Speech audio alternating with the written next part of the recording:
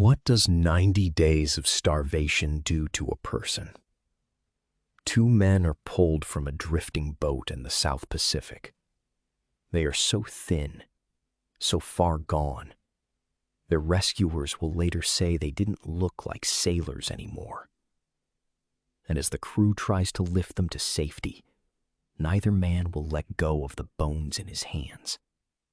They keep gnawing, quietly, the way a starving animal does, even as someone tries, gently, to pry the bones away. It's February 18th, 1821. 3 months earlier, this boat had a ship, a crew of 20, and a whale that, by every surviving account, didn't hit them by accident. It aimed. By the time the British ship Indian found these two men, they were the last of a nightmare that started with that whale and ended with men eating their own shipmates to survive. This is the true story Herman Melville used to write Moby-Dick and quietly left the worst parts out of. We're not going to. To understand how 20 men ended up drifting through the Pacific in open rowboats, you have to understand the island that sent them there. Nantucket is a spit of sand 30 miles off the coast of Massachusetts, too poor in soil to farm. Legend says that around 1690, town elders watched whales breaching offshore and declared the ocean a green pasture where our children's grandchildren will go for bread. It sounds like a folk tale. It turned out to be a business plan.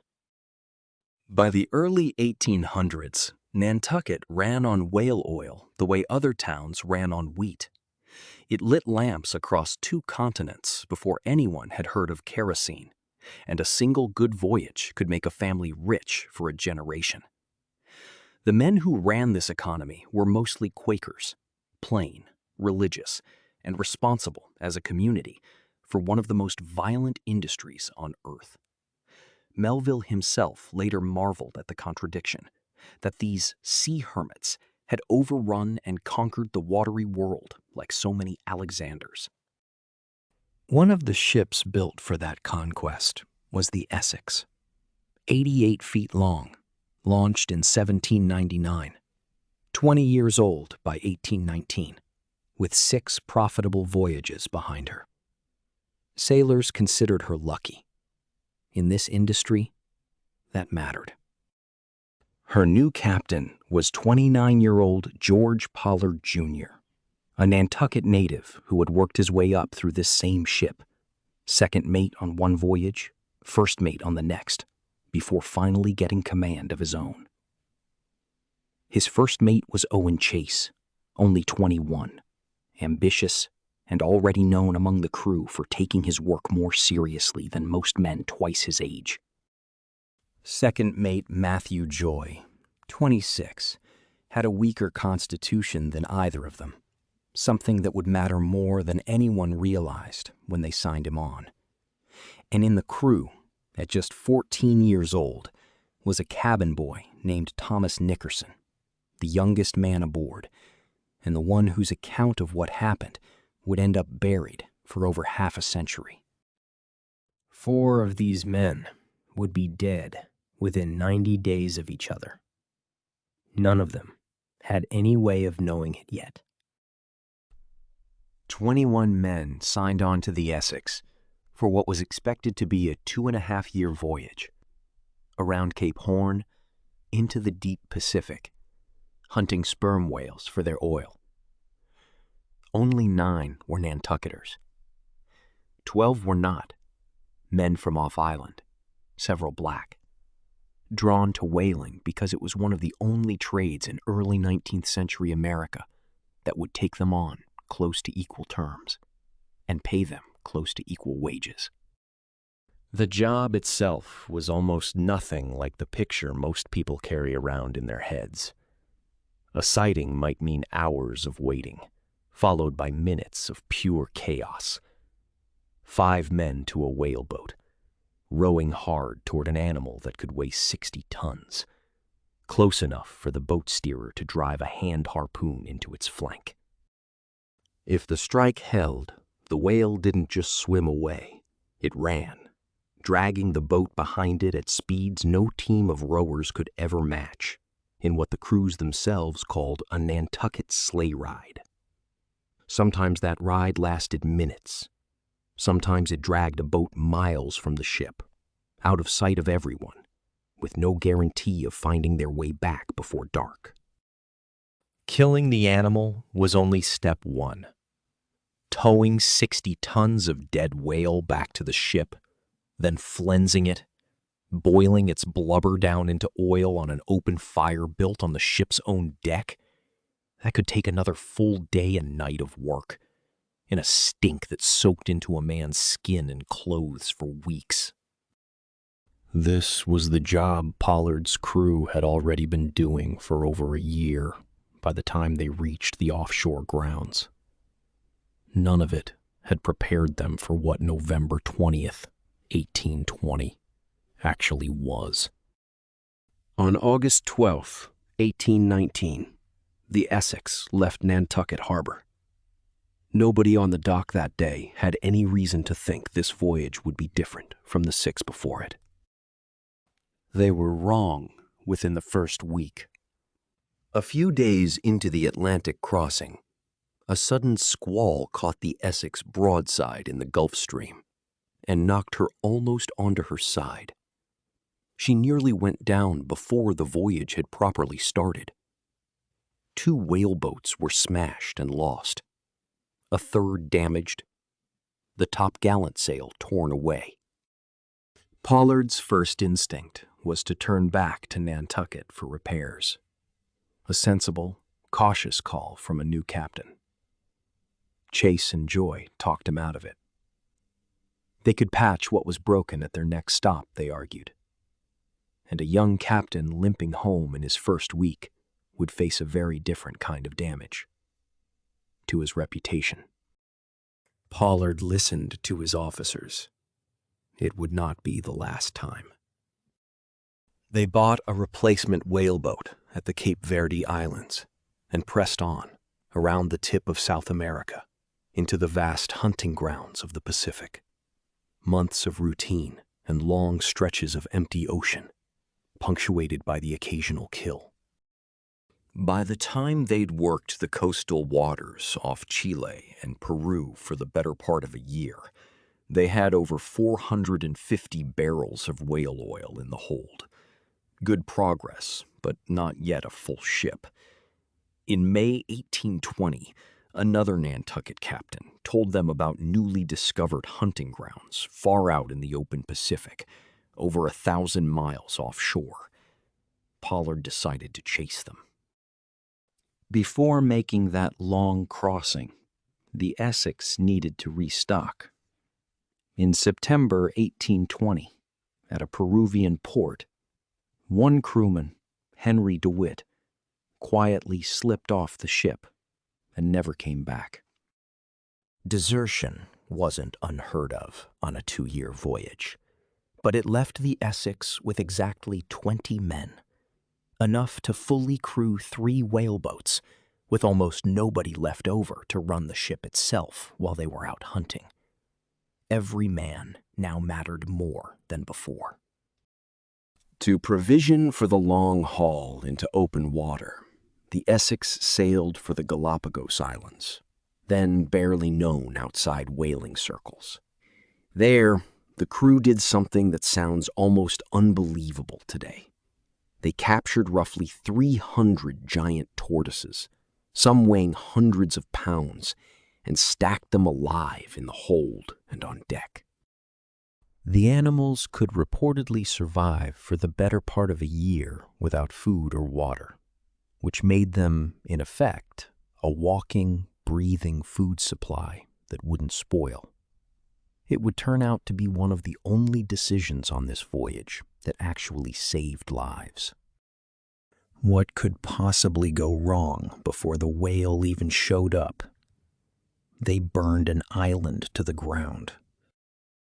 It happened on the Galapagos. On Charles Island, boat steerer Thomas Chappell started a fire as a joke. It was the dry season.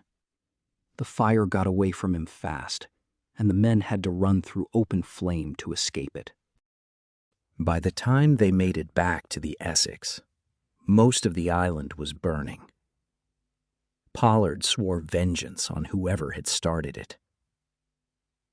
Chappell didn't admit the truth until years later, long after the Essex was already gone.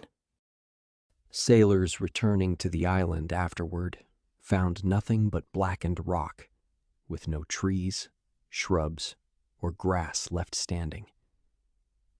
To this day, historians consider it one of the worst human-caused environmental disasters of its era, and almost nobody outside whaling history has ever heard of it.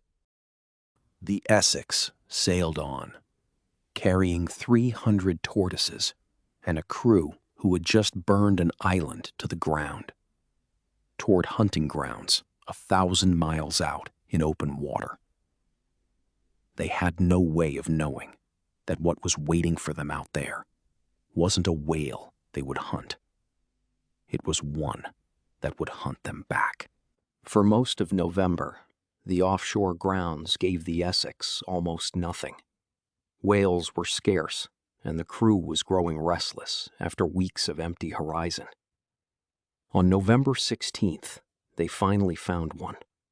It surfaced directly under Chase's boat during the hunt, damaging it but hurting no one. 4 days later, at 8 in the morning, the lookout spotted spouts on the horizon. A pod of sperm whales, at last. All 3 whale boats went out.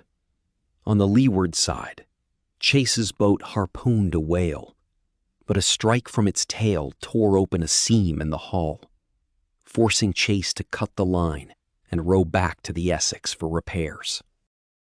2 miles off, on the windward side, Pollard and Joy each harpooned whales of their own and were dragged off in pursuit. A wild, jolting ride sailors called a Nantucket sleigh ride.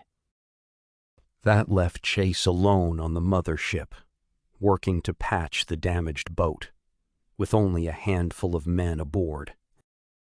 That was when someone on deck noticed a very large sperm whale close to the ship, behaving strangely. It wasn't diving, wasn't fleeing, wasn't doing anything a hunted whale usually does. It was simply floating on the surface, facing the Essex, watching. Chase later estimated its length at roughly 85 feet, longer than the Essex herself, which measured just 88. A large adult male sperm whale, even today, rarely tops 65. If his estimate was even close to accurate, this was not an ordinary animal. It was very nearly the size of the ship it was about to sink.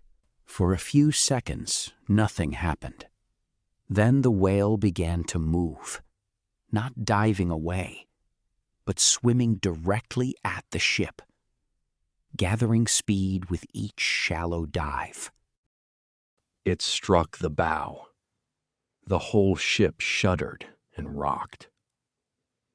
Then the whale dove beneath the hull and surfaced again on the far side, motionless, its head near the bow and its tail only inches from the rudder. Chase, on deck, reached for a harpoon, his instinct and his job. Then he stopped. If he struck the animal now, so close to the one thing keeping the ship steerable, an enraged whale could destroy the rudder with a single strike of its tail and leave them crippled, thousands of miles from land, with no way to steer. He hesitated. It was, by his own later account, one of the hardest decisions of his life, to look directly at the thing that had just rammed his ship and choose to do nothing. The whale recovered on its own. It swam several hundred yards ahead of the Essex and turned to face her head-on. Chase would write years later. I turned around and saw him about 100 rods directly ahead of us, coming down with twice his ordinary speed, and it appeared with tenfold fury and vengeance in his aspect.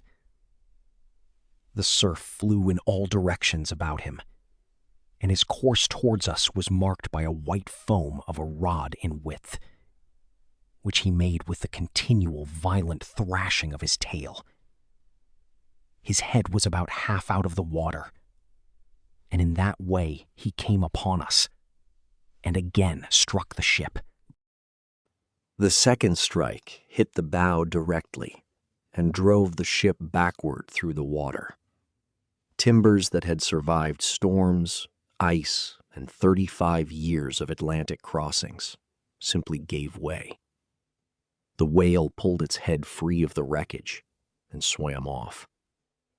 Nobody on board ever saw it again. Nobody knows why it attacked.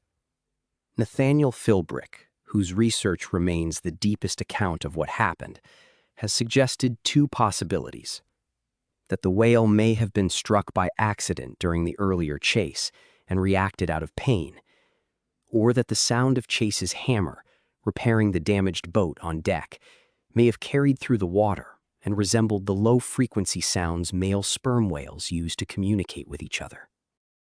Neither can be proven. There is no third eyewitness, no log entry from the whale's side of the story. All anyone has is what the men on the Essex saw, and what they chose to believe about why it happened. What isn't in question is what came next. The Essex was going down by the bow, fast. Chase and the handful of men still aboard scrambled to free the one remaining spare whaleboat. Steward William Bond ran below, not to save himself, but to grab the captain's sea chest, which held the ship's navigational instruments. It was, without exaggeration, the single most important thing anyone did in the next 20 minutes. 2 miles away, Pollard's and Joy's boats were still fighting their own whales when a boat steerer glanced back and saw the Essex rolling onto her side. Both crews cut their lines immediately and rowed back as fast as they could. Pollard reached the wreck first. He didn't say anything at first. Chase later wrote that his captain simply sat there, unable to speak, staring at what was left of his ship. When he finally found the words, all he could manage was, "My God, Mr. Chase, what is the matter?" Chase answered with 4 words that would end up in every account of this story for the next 2 centuries. We have been stove by a whale. For a while, nobody spoke. Then there was work to do. The Essex didn't sink immediately. She rolled onto her side and floated, half swamped, for 2 more days, long enough for the crew to strip her of everything they could reach. They cut away the masts to right her slightly, salvaged bread, water, navigational tools, and whatever tortoises and provisions they could pull from the flooded hold. They rigged makeshift sails from spare canvas and raised the sides of the 3 whaleboats with scavenged boards, trying to make vessels built for a few hours of hunting into something that might survive weeks at open sea. Inside Pollard's rescued sea chest were 2 full sets of navigational instruments and 2 copies of the standard navigation manual of the day. They split the equipment between Pollard's boat and Chase's. Joy's boat got nothing. No instruments, no charts. Its only navigation for the entire ordeal ahead would be keeping the other 2 boats in sight. 20 men. 3 overloaded, poorly sealed rowboats.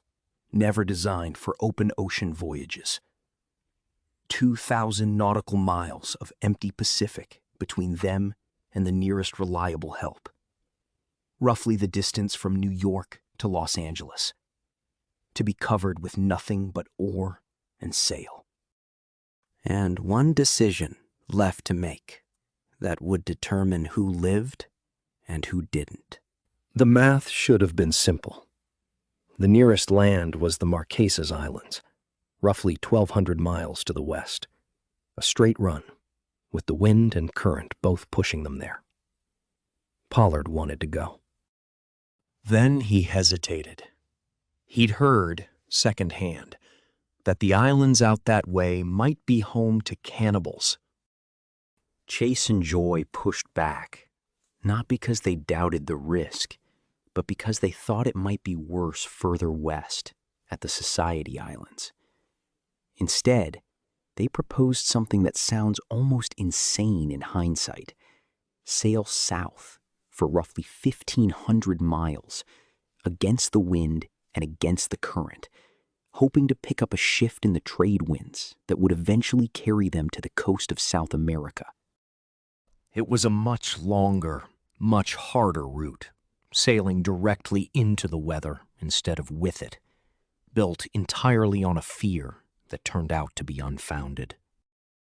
Pollard, the captain, gave in to his officers. Again. Here's the part that historians researching this voyage, Nathaniel Philbrick chief among them, still find hard to watch happen. Both the Marquesas and the Society Islands were, at that exact moment in history, home to communities that were friendly to European and American sailors. There is no credible evidence either destination would have posed any cannibalism risk at all. Herman Melville, writing decades later with the benefit of hindsight, put it bluntly. Nearly all of the crew's suffering could have been avoided if they'd simply sailed for Tahiti, which wasn't far from where they started. But, Melville wrote, they dreaded cannibals. Which way would you have chosen? Here's the twist. It wouldn't have mattered. Either island would have saved every one of them. They just guessed wrong. 20 men rowed and sailed away from safety toward the open Pacific because of a danger that existed only in rumor. Within 3 months, the men who made that choice would become the very thing they were afraid of. On November 22nd, 2 days after the attack, the 3 boats set out. What followed was not a swift, dramatic ordeal. It was weeks of grinding, slow-motion suffering, the kind that doesn't make for good adventure stories, but is much closer to what actually happens to people lost at sea. Skin cracked and blistered under a sun with no shade to escape it.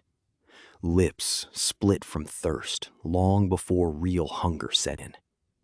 There was no dramatic turning point in these first weeks. Just the same 3 boats, the same horizon, day after day, each one a little emptier than the last. The whaleboats, never built for this, leaked constantly. When a plank sprang loose, the crew would lean hard to one side to lift the damaged section clear of the water long enough to nail on a patch. A maneuver that worked, more or less, but had to be repeated again and again as the wood dried, warped, and cracked under the sun. Storms rolled through with no warning, and the men not actively steering spent most of their waking hours simply bailing water out of the hull, bucket after bucket, hour after hour. Food and water were rationed from the very first day. Hard, seawater-soaked bread that only made the men thirstier as they chewed it. After 10 days of that alone, they finally killed and ate the first of the Galapagos tortoises. And for a short while, the terror of what was ahead felt briefly survivable. It wouldn't last. The math of the situation was brutal and simple. They had food and water for a few weeks, on a route that would take months. Every extra day at sea was a day closer to running out entirely. On December 20th, exactly 1 month after the whale attack, lookouts on the lead boat spotted land. A small, uninhabited coral island rose out of the ocean ahead of them. And for the first time in a month, 20 starving, dehydrated men allowed themselves something close to hope. They believed they'd found Ducie Island. They were wrong. What they'd actually reached was Henderson Island, roughly 220 miles further west. A mistake in navigation that, under the circumstances, is almost understandable, and one that would end up mattering enormously to the men who chose to stay behind. There's a crueler irony buried in that mistake. Just 120 miles further southwest sat Pitcairn Island, home at that exact time to the descendants of the Bounty mutineers, who had been living there in secret since 1789. Had the Essex crew found Pitcairn instead of Henderson, they might have found an actual community, actual shelter, actual rescue. They never even knew it was that close. Henderson Island gave them something, at least. Birds, eggs, crabs, fish, a bitter plant called peppergrass, and, after searching hard, a small freshwater spring that only appeared below the waterline at low tide. For a week, it felt almost like salvation. Then the island's limited resources ran out. By December 26th, it was obvious to everyone that staying meant slowly starving in a different way than before. Most of the crew prepared to launch the boats again and continue toward South America. 3 men chose not to go with them. William Wright, Seth Weeks, and Thomas Chappell, the same Chappell who had accidentally burned down a Galapagos island months earlier, decided they would rather take their chances on a small, mostly barren rock than climb back into an open boat for another unknown stretch of ocean. They were the only 3 men aboard who weren't originally from Nantucket, and maybe that mattered. Maybe it didn't. What's certain is that their decision, made on a starving island in the middle of the Pacific, turned out to be the safest choice anyone made on this entire voyage. Before the others left, Pollard made them a promise. If he made it back to civilization, he would see to it that a ship came back for them. The night before departure, Pollard sat down and wrote 2 letters. One was for his wife. The other laid out plainly everything that had happened to the Essex and her crew. The whale, the wreck, the course they were taking, the men left behind. He sealed both letters and placed them in a makeshift wooden box, nailed to a tree above the beach, in the hope that some future ship might find it. It was, in essence, a message in a bottle, written by a man who had no real reason to believe anyone would ever read it. On December 27th, 17 men climbed back into 3 overloaded boats and rowed away from the only solid ground they'd stood on in over a month. 3 men stood on the beach and watched them go, not knowing if they'd made the better choice or simply a different kind of doomed one. Both groups were about to find out, in the worst possible way, just how much worse things could still get. The 17 men who left Henderson Island were aiming for Easter Island. By January 4th, 1821, they realized the currents had carried them too far south to reach it, and changed course again, this time for a small island off the coast of Chile, still well over 1,000 miles away. On the very same day, they finished the last of the food they'd gathered on Henderson. They were back to a cup of water and 3 ounces of bread a day, with weeks of open ocean still ahead of them. On January 10th, second mate Matthew Joy, the same officer whose health had worried people even before the Essex left Nantucket, died quietly in his boat. His body was given to the sea. It's worth pausing on this. Joy's death, the first of the entire ordeal, was not violent, not part of any desperate decision. It was simply a sick man's body finally giving out. Nobody ate him. That distinction between the men who died naturally and were buried at sea and what happened afterward would not hold for very much longer. The following day, a squall separated Chase's boat from the other 2 entirely. From this point forward, 3 boats that had been struggling together as one group became 3 separate, isolated crises, each one running out of time in the dark, without any way of knowing how the others were doing. On January 20th, on Chase's boat, Richard Peterson, the oldest man aboard, around 60, deeply religious, one of the few married men in the crew, died. He too was buried at sea. On that same day, more than 100 miles away, a man named Lawson Thomas died aboard the boat commanded by boat steerer Obed Hendricks. This time, the surviving crew did not commit his body to the water. They ate him. Within the next several days, aboard Hendricks's boat, 3 more men died the same way Lawson Thomas had, one after another. All 4 were black. Historians studying the Essex have pointed to a hard, uncomfortable pattern behind that fact. Black crew members on early 19th century whaling ships were, as a rule, given worse rations and harder duties than their white shipmates, even before disaster struck. Some researchers believe differences in body composition may have made the effects of prolonged starvation hit them faster as well.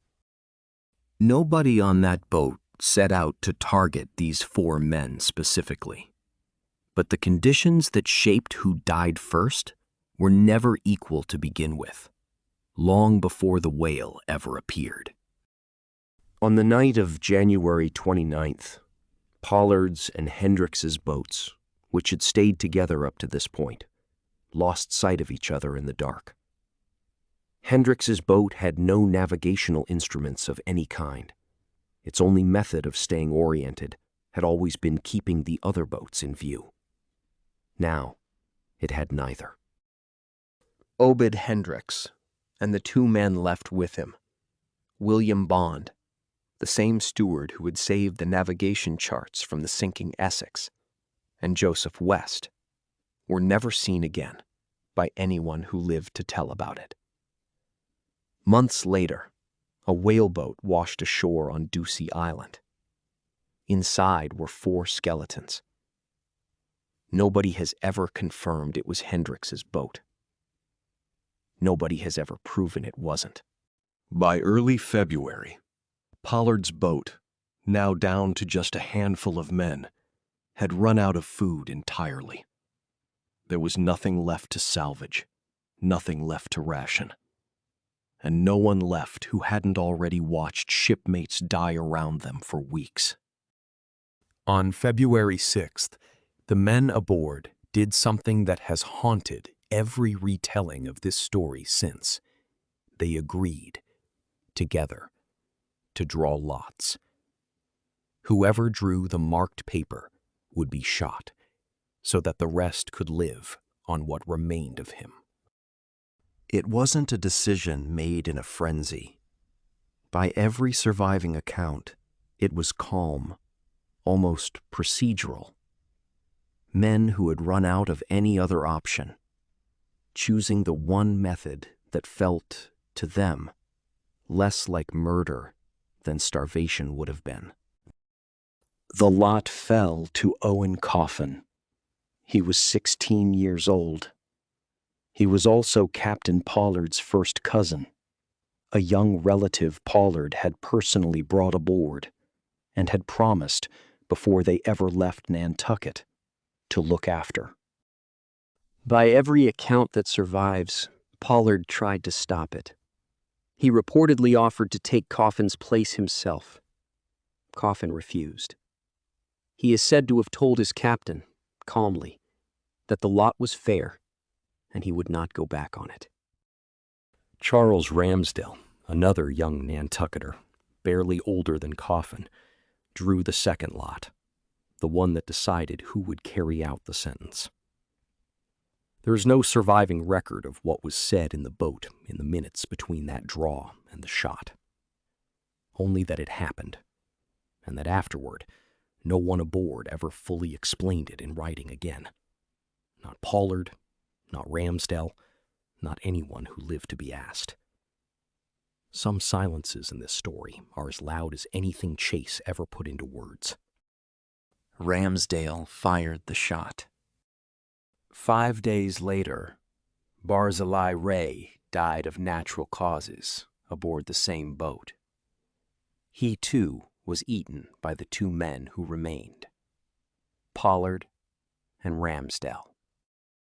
What happened on that boat had a name, even in 1820. Sailors called it the custom of the sea.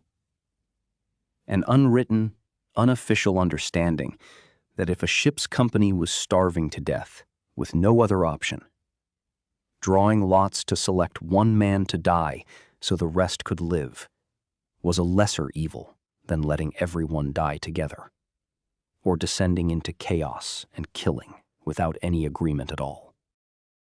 It wasn't law. No naval code sanctioned it. But it was old, and it was known. And the men aboard Pollard's boat weren't inventing something new in that moment. They were falling back on a grim tradition that sailors had quietly passed down for generations, one almost never spoken about on land.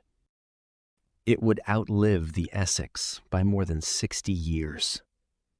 In 1884, the crew of a wrecked English yacht called the Mignonette did exactly what Pollard's men had done. Except this time, when the survivors made it home, the British government put two of them on trial for murder. The case, R.V. Dudley and Stevens, became one of the most famous rulings in the history of English law. The court decided, for the first time, that starvation and desperation were never a legal excuse for killing another person, custom of the sea or not. Lawyers still study it today. It's the reason the Essex's story isn't just a piece of maritime horror. It sits at the beginning of a legal and moral argument that courts were still actively having more than half a century later, and in some ways are still having now. Meanwhile, on Chase's boat, hundreds of miles away, and with no idea any of this was happening to his captain, the same arithmetic was closing in. On February 10th, Isaac Cole died. Chase, Nickerson, and boat steerer Benjamin Lawrence made the same choice the others had already made. Without them. Chase would later write that he had no language to paint the anguish of our souls in this dreadful dilemma, a sentence that reads less like a boast of survival and more like a man trying, decades later, to explain something he never fully forgave himself for. On the morning of February 18th, 90 days after the whale attack, Benjamin Lawrence, steering Chase's boat, spotted a sail. It was the British merchant ship Indian. Chase, Lawrence, and young Nickerson were too weak to climb the ship's side unassisted. Sailors had to lift them bodily out of the boat and carry them below. This is the scene that opened this video. Two men who could not stop gnawing on bones, even as strangers tried gently to help them. 5 days later, on February 23rd, 93 days after the Essex went down, the whale ship Dolphin spotted Pollard's boat drifting near the same waters the Essex had passed through more than a year earlier at the start of the voyage. Aboard were Pollard and Ramsdell, barely conscious, sucking on the bones of their dead shipmates, unable to speak coherently when they were finally brought aboard. And on Henderson Island, William Wright, Seth Weeks, and Thomas Chappell had been waiting for over 3 months. On April 9th, 1821, an Australian trading ship called the Surrey finally found them, after first checking Ducie Island, the place the crew had originally believed they'd landed, and finding nothing but rock. Only when the Surrey's captain guessed that the Essex's own navigation might have been off did he think to check Henderson instead. Of the 20 men who set out from the wreck of the Essex, 8 survived. 12 did not. Survival didn't mean the story was over. It meant it simply moved somewhere quieter, into the rest of these men's lives. Owen Chase came home to Nantucket to find he had a 14-month-old daughter he had never met. Within months, he had written and published his own account of the disaster. The book that would eventually put this story into the hands of a young sailor-turned-writer named Herman Melville. Chase kept sailing for years afterward, eventually retiring, but the ordeal never fully let go of him. He suffered from headaches and nightmares for the rest of his life, and, according to family accounts, took to secretly hiding food around his house, as though some part of him never stopped believing he might starve again. Late in life, he spent roughly 8 years in a psychiatric asylum on Nantucket. He died in 1869 at 73. Thomas Nickerson, the cabin boy, went on to a long career as a merchant ship captain. It wasn't until 1876, 56 years after the sinking, that he finally sat down and wrote his own account of what happened. The manuscript was lost for nearly a century afterward, and wasn't published until 1984. George Pollard Jr. tried to return to the sea in 1822, given command of a new whaling ship called the Two Brothers. On February 11th, 1823, that ship struck a shallow reef in the middle of the night, in what is now the Papahanaumokuākea Marine National Monument, northwest of Hawaii. This time, by every account, it was Pollard who wanted to stay with the ship rather than abandon her. His crew had to talk him out of it, the exact reverse of what had happened with the Essex. And this time he listened to them, fast enough that everyone survived. Picked up the next morning by another Nantucket whaler sailing nearby. No owner would ever trust him with a command again after that. Whalers of the era considered him a Jonah, a man who brought bad luck to any ship he captained, regardless of whether the wreck was his fault. He spent the rest of his working life as a night watchman on Nantucket. Every year, on November 20th, the anniversary of the whale attack, he locked himself in his room, alone, and fasted, in what appears to have been a private, lifelong act of penance. He died in 1870, at 78. The wreck of the Two Brothers sat undiscovered on that reef for 185 years. In 2008, a team of NOAA maritime archaeologists diving the same waters found her anchors, iron cauldrons once used to boil whale blubber into oil, and harpoon tips still lying where the ship went down. the first Nantucket whaling shipwreck ever located and confirmed. It remains the closest thing to physical, touchable evidence connected to George Pollard that exists anywhere in the world. The Essex herself was never found, and never will be. The second ship he lost was. Of the 3 men left behind on Henderson Island, Thomas Chappell, the same man who had accidentally burned a Galapagos island and then chosen a different island to survive on, eventually became a missionary and died of illness in Timor. William Wright was lost at sea in a hurricane roughly a decade later. Seth Weeks outlived every other survivor of the Essex, dying in 1887, 67 years after the whale that started it all. Herman Melville's connection to this story wasn't secondhand research. It was personal, and it happened twice. In 1841, Melville was a young, unpublished sailor himself, working aboard the whale ship Acushnet. Somewhere in the Pacific, he ship-crossed paths with another Nantucket whaler for a gam, a mid-ocean meetup where crews would visit each other's ships, trade news, and swap stories.